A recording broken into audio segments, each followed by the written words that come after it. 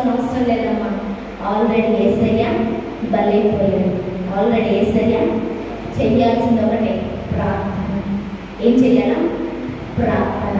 నీ ప్రార్థన గొప్ప కార్యాలు చేస్తుంది.